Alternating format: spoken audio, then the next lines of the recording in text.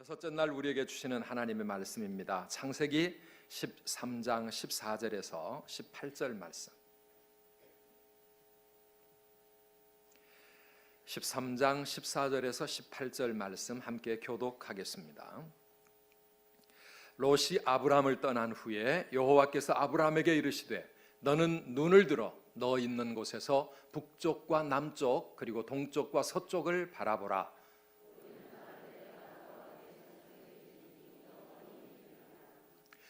내가 내 자손이 땅의 티끌 같게 하리니 사람이 땅의 티끌을 능히 셀 수 있을진데 내 자손도 세리라.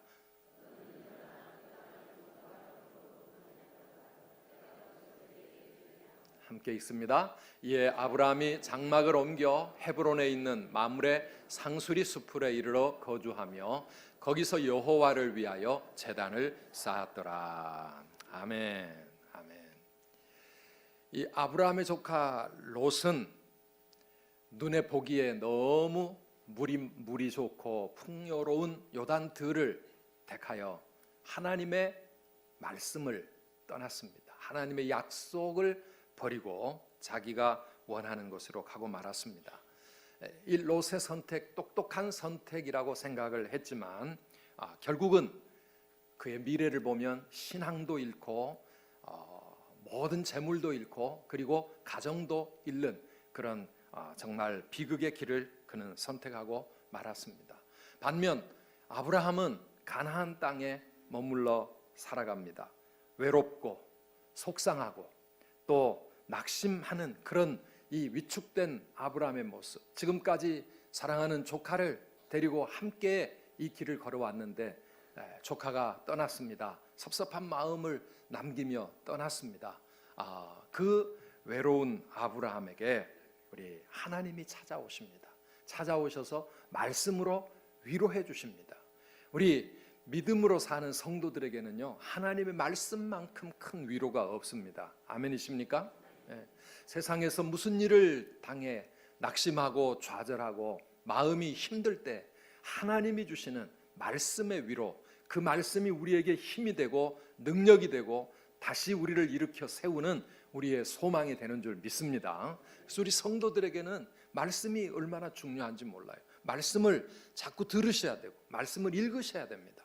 오늘 아침에도 말씀을 통하여 우리의 심령 속에 하나님의 놀라운 위로와 힘을 부어주실 줄을 믿습니다.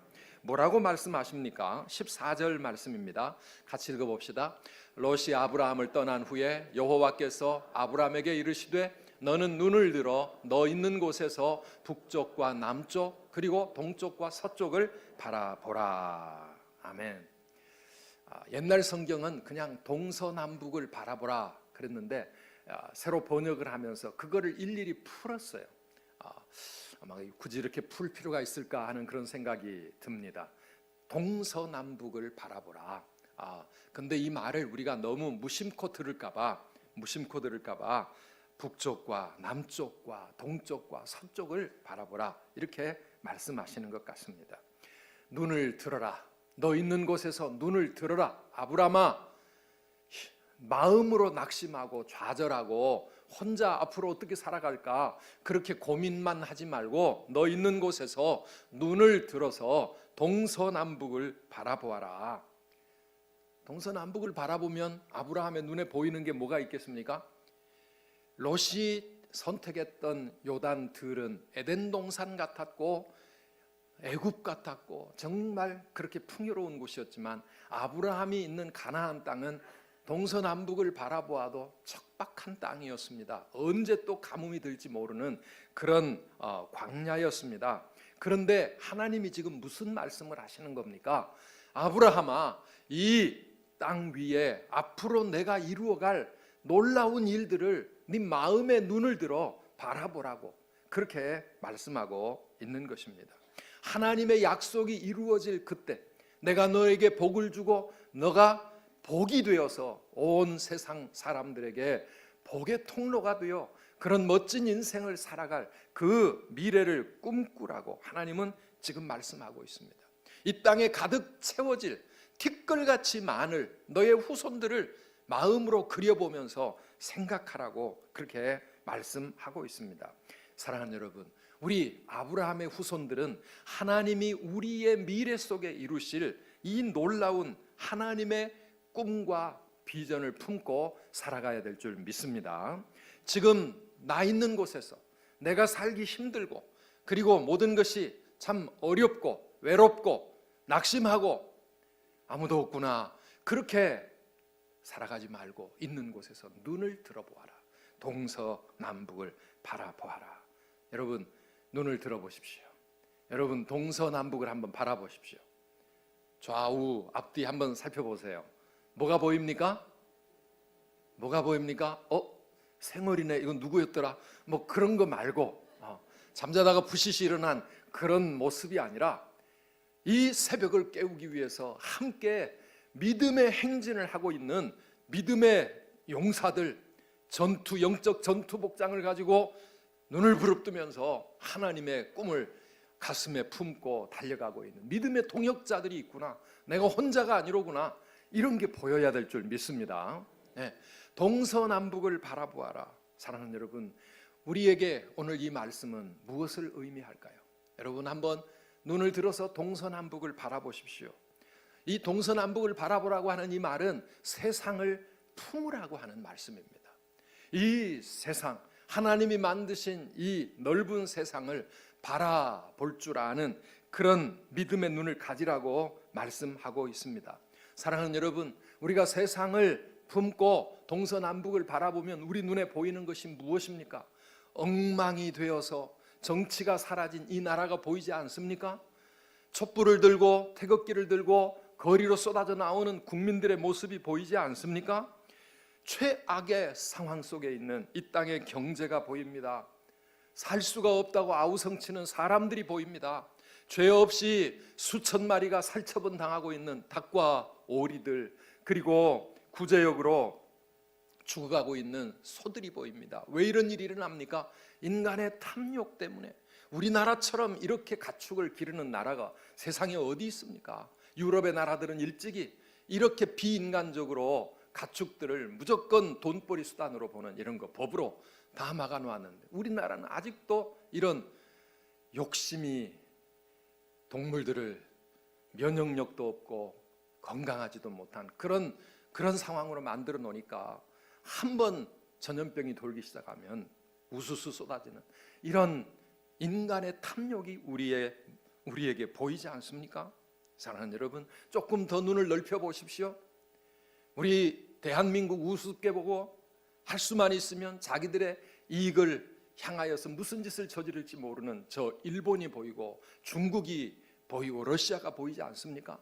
새로 대통령 트럼프가 어떤 일을 벌일지 알 수 없는 미국이 보이지 않습니까? 아프리카의 굶주림 속에 있는 수많은 어린이들이 우리 눈에 보여야 됩니다. 시리아 난민들이 보여야 합니다. 사랑하는 여러분, 북쪽을 바라보면 뭐가 보입니까?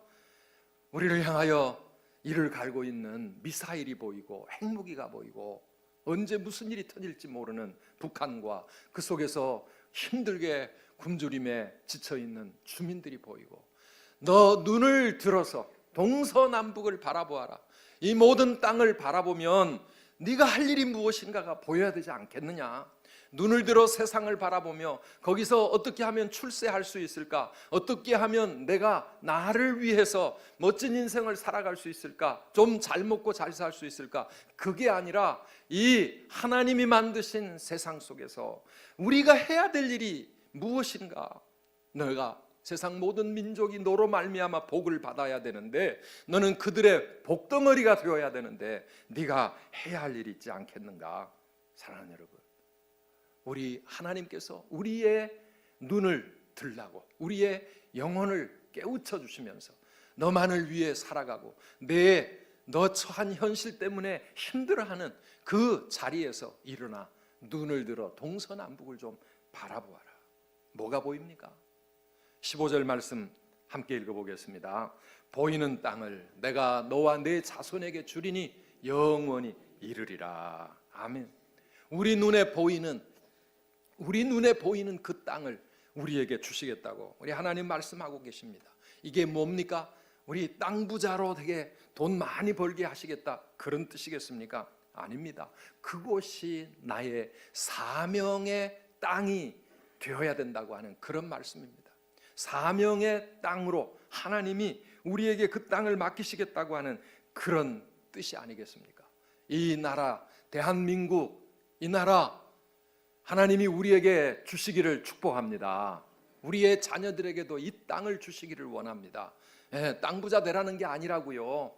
정치도, 경제도, 교육도, 사회, 문화, 스포츠, 예능 할 것 없이, 그리고 무엇보다도 이 세상 속에서 예수님도 모르는 채 멸망의 길로 향해 가고 있는 죽어가는 영혼들, 그들을 바라보며 그 영혼들을 가슴에 품는 그런 그리스도인으로, 그런 하나님의 사람들로 이 세상을 살아가려고 할 때 그 영혼들을 향하여 목사가 되고 선교사가 되고, 사랑하는 여러분, 이 세상을 변화시키고 세상을 복되게 만들 수 있는 그런 사람들로 이 세상을 품고 사명자로 살아가라고 하나님은 그렇게 말씀하고 있습니다.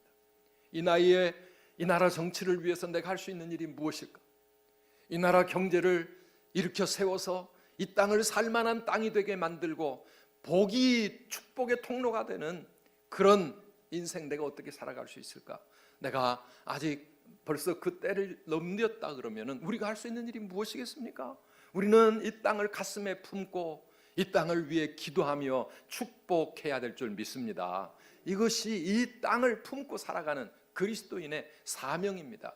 우리의 다음 세대를 우리의 가슴에 품고 우리가 하나님 앞에 기도해야 합니다. 그리고 우리의 자녀들, 우리 젊은이들은 정치를 향해서, 경제를 향해서, 교육계로, 문화와 우리나라 여러 분야마다 보이는 그 땅, 하나님이 나에게 보여주시는 그 땅을 향하여 나아가서 그 땅을 변화시키고 그 땅에 하나님의 나라를 세워나갈, 그래서 미래에 하나님께서 이 세상에 놀라운 일을 행하실 그 비전과 그 사명감을 가지고 살아가라고 오늘 그런 말씀을 하고 계시는 겁니다.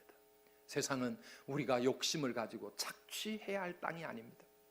하나님의 이 꿈과 비전을 가지고 세상을 변화시키고 세상을 복되게 해야 될 줄 믿습니다. 세상을 향한 사명을 품고 살아라. 난 지난번에 울산의 현대중공업을 돌아보면서 이야, 현대를 창업한 정주영, 그분 대단한 분이라고. 쌀집의 점원으로서, 배달원으로서 그 인생 사회생활 첫 발을 내디뎠지만 이 소년 정주영의 마음에 벌써 세계를 품고 동서남북을 바라보면서 이 나라 이 땅을 위해서 내가 할 수 있는 일이 무엇이겠는가, 이 땅을 복되게 하기 위해 내가 할 수 있는 일이 무엇이겠는가. 사랑하는 여러분, 그런 가슴을, 그런 세상을 가슴에 품고 꿈과 비전을 향하여 온 힘을 다해 평생 달려가고 나니까 세상을 먹여 살리고 이 나라를 살리는 그런 위대한 기업을 세워가지 않습니까? 오늘 우리의 젊은이들이 호떡 장사를 시작하면서라도 어떻게 내가 이 세상을 더 건강하고 세상을 더 행복하고 살만한 그런 세상으로 만들어 갈까? 내가 그런 사람이 되리라 꿈과 사명감을 가지고 우리가 세상을 향하여 나아가는 그런 자녀들로 만들어 가야 될 줄 믿습니다. 왜 그렇습니까? 우리에게 주시는, 하나님이 주시는 세상을 향한 사명은 대를 이어 이루어가야 할 사명이기 때문에 그렇습니다. 이건 나 혼자 각계전투를 하는 것이 아닙니다. 대를 이어서 우리는 세상을 변화시켜 나아가야 합니다. 우리 15절 16절 말씀을 같이 읽어보겠습니다. 보이는 땅을 내가 너와 내 자손에게 주리니 영원히 이르리라. 내가 내 자손이 땅의 티끌 같게 하리니 사람이 땅의 티끌을 능히 셀 수 있을진데 내 자손도 세리라. 아멘. 이 세상을 복되게 하는 일, 이건 나 혼자 끝낼 일이 아닙니다. 우리의 후손들로 이어져야 할 사명입니다. 그래서 우리의 자녀들이 중요한 것입니다.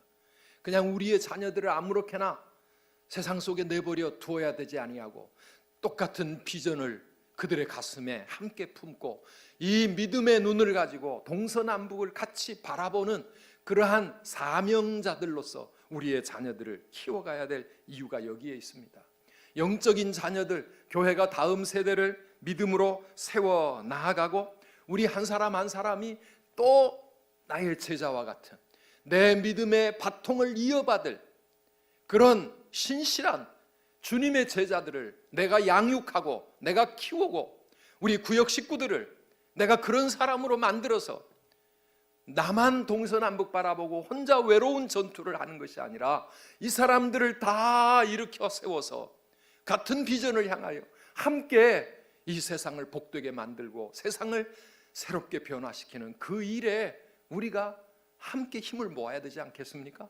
곳곳에서 우리 그리스도인들이 이 땅의 천만 성도들이 이러한 비전을 가지고 우리의 다음 세대와 내 자녀들과 그리고 또 내 뒤에 오는 믿음의 후배들에게 이러한 귀한 사명자의 바통을 심어주면서 그들을 동역자로 일으켜 세울 때 이 땅의 티끌처럼 수많은 이 하나님의 백성들이 세상을 변화시켜 나아가게 될 줄 믿습니다. 그래요. 사랑하는 여러분, 우리에게 아직 자녀가 없는 가정은 후손을 사모해야 합니다. 하나님 앞에 기도해야 합니다. 하나님, 내가 이루어가야 될 이 비전 내 대에서 끝낼 수가 없습니다.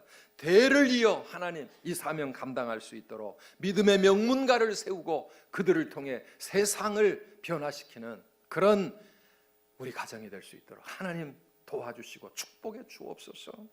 사랑하는 여러분, 아직 아브라함에게도 자손이 없었습니다. 아무도 없었습니다. 그런데 하나님은 그런 비전을 품으라고 하는 것입니다.